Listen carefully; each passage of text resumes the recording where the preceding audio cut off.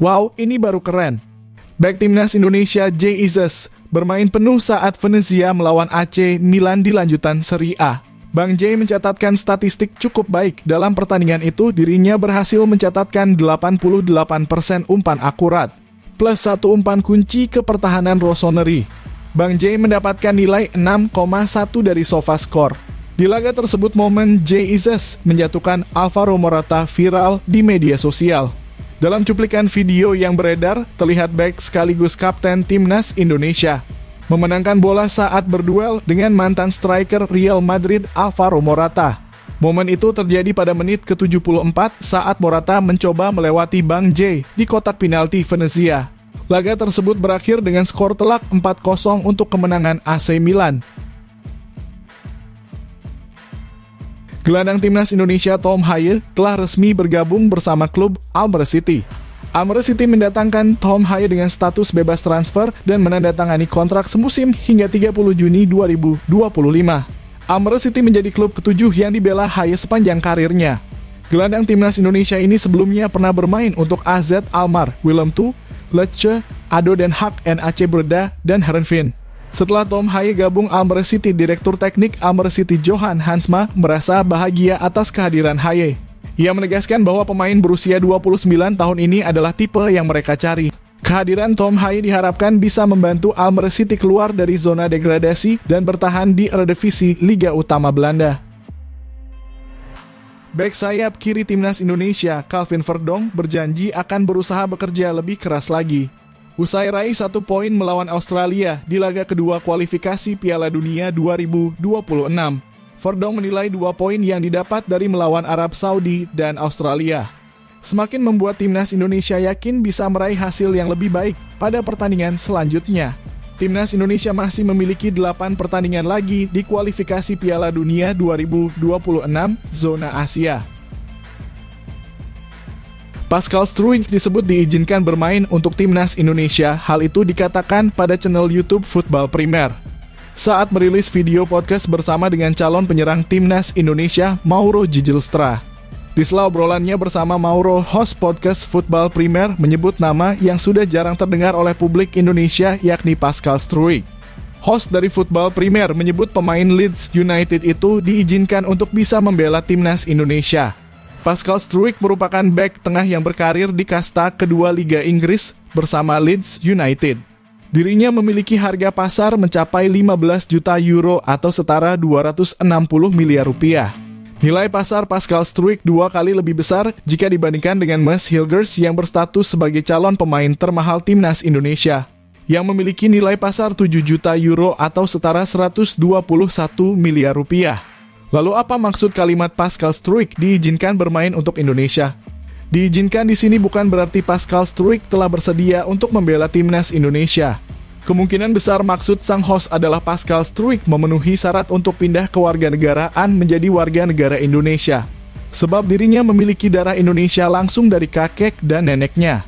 Lalu apakah Pascal Struijk bersedia membela timnas Indonesia? Ini yang masih ditunggu jawabannya. Pascal Struijk diduga masih menunggu peluang bermain bersama timnas Belanda. Menarik untuk menantikan Pascal Struijk berubah pikiran dan memilih menjalani proses naturalisasi untuk membela timnas Indonesia. Mantan Duta Besar Indonesia untuk Polandia, Peter Gota, menuduh pemain naturalisasi timnas Indonesia tetap menyimpan paspor negara sebelumnya. Walaupun telah menjadi warga negara Indonesia, Peter Gota melancarkan tudingan itu karena galau timnas Indonesia dihuni banyak pemain naturalisasi. Selain itu, dia juga mengkritisi PSSI terkait pembinaan usia dini. Mendengar kabar tersebut, anggota Exco PSSI Arya Sinulinga menyangkal perkataan Peter Gota. Dirinya menjamin pemain naturalisasi timnas Indonesia masuk dan keluar tanah air dengan paspor Indonesia.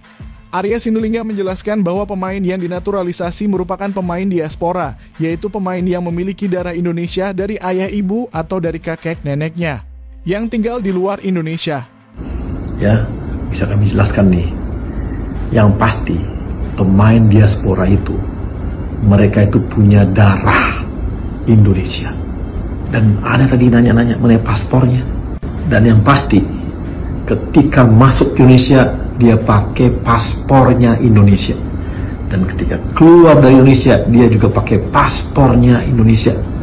Udahlah, nggak usah buat kontroversi yang nggak benar. Baru-baru ini Arya Sinulinga memposting foto yang bertuliskan, "Jadi curiga jangan-jangan ribut karena kesel kalah taruhan." Kabarnya dulu hobi ikut taruhan bola sambil menaruh emot ketawa. Postingan tersebut diduga ditujukan untuk statement kontroversi Peter Gonta, mantan duta besar Polandia. Mantap Pak Arya. Jay Itzes menciptakan rekor selama dirinya membela timnas Indonesia, di mana skuad Garuda tak pernah kalah saat dirinya dimainkan. Sejak resmi dinaturalisasi pada 28 Desember 2023 lalu, Jay Itzes menjadi salah satu sosok penting di posisi bek timnas Indonesia. Jay Itzes selalu dimainkan sebagai starter di lini belakang. Tak hanya selalu menjadi pilihan utama, Jay Itzes juga dipercaya oleh Sintayong sebagai kapten di laga penting melawan Arab Saudi dan Australia beberapa waktu lalu. Bukan tanpa alasan dirinya dipercaya oleh Sintayong. Pasalnya, Jay Itzes mampu membawa berkah bagi timnas Indonesia. Setiap Jay Itzes tampil bagi timnas Indonesia, tim merah putih tak pernah kalah dari lawannya. Jay Itzes melakukan debut bersama timnas Indonesia saat skuad Garuda melawan Vietnam di grup F ronde kedua kualifikasi Piala Dunia 2026. Dirinya menjadi starter di laga tersebut dan timnas Indonesia berhasil menang atas Vietnam dengan skor 1-0 saat Bang Jay dimainkan. Lalu di laga kedua Bang Jay bersama timnas Indonesia, skuad Garuda berhasil mengalahkan Vietnam. Tak hanya tampil apik dalam bertahan, Jay Itzes bahkan juga berhasil mencetak gol di laga tersebut, yang membuat timnas Indonesia menang dengan skor 3-0. Di laga ketiga Jay Itzes bersama timnas Indonesia, skuad Garuda menang 2-0 melawan Filipina. Banyak anggapan rekor Jay Itzes didapat saat melawan tim yang di atas kertas bisa dikalahkan, timnas Indonesia seperti Vietnam dan Filipina. Tapi anggapan itu dipatahkan saat Jay Itzes berhasil membawa timnas Indonesia bermain imbang 1-1 melawan Arab Saudi dan berhasil menahan imbang Australia yang memiliki ranking FIFA jauh di atas timnas Indonesia dengan skor 0-0. Di laga awal grup C putaran ketiga kualifikasi Piala Dunia 2026. Supporter Australia menganggap kandang timnas Indonesia pada pertandingan melawan Australia di Stadion Utama Gelora Bung Karno sebagai kandang sapi. Rumput Stadion GBK menuai kritik usai menggelar laga putaran ketiga kualifikasi Piala Dunia 2026 zona Asia antara timnas Indonesia melawan Australia. Kondisi rumput GBK tampak belum 100% siap untuk digunakan karena lapangan seperti tidak rata dan terlihat cukup keras. Terkadang aliran bola pun terhambat hingga menyebabkan pemain kesulitan untuk melakukan operan mendatar yang mulus. Dalam beberapa kali kesempatan, terlihat juga rumput yang terangkat ketika para pemain menendang bola. Buruknya kondisi rumput Stadion GBK turut menjadi perhatian dari supporter Australia. Supporter Australia mengungkapkan secara belak-belakan bahwa PSSI harus bekerja keras menyiapkan stadion yang lebih baik, karena GBK seperti kandang sapi. Dengan adanya kritik itu, netizen Indonesia pun ikut menyerang Federasi Timnas Indonesia. Mereka berharap agar PSSI segera menyelesaikan permasalahan rumput di Stadion GBK. Kiper Borneo FC Nadeo Argawinata mengaku banyak belajar dari Martin Paes selama memperkuat timnas Indonesia. Dirinya merasa beruntung karena bisa belajar banyak hal bersama Martin Paes.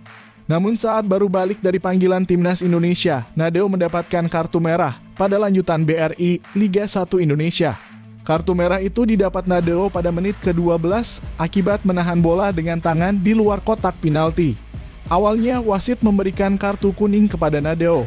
Akan tetapi setelah melihat VAR, wasit memberikan kartu merah kepada kiper timnas Indonesia tersebut. Setelah menerima kartu merah, Nadeo memberikan gestur tak suportif kepada pendukung PSS Sleman. Dirinya memberikan gestur min 3 dengan tangannya. Hal itu diduga Nadeo menyinggung klub PSS Sleman yang saat ini sedang dalam hukuman dari PSSI dengan diberikan sanksi pengurangan 3 poin dan denda 150 juta rupiah akibat kasus match fixing pada Liga 2 2018. Laga tersebut berakhir dengan skor imbang 1-1. Dengan hasil itu Borneo FC membuat hukuman PSS Sleman berkurang menjadi min 2.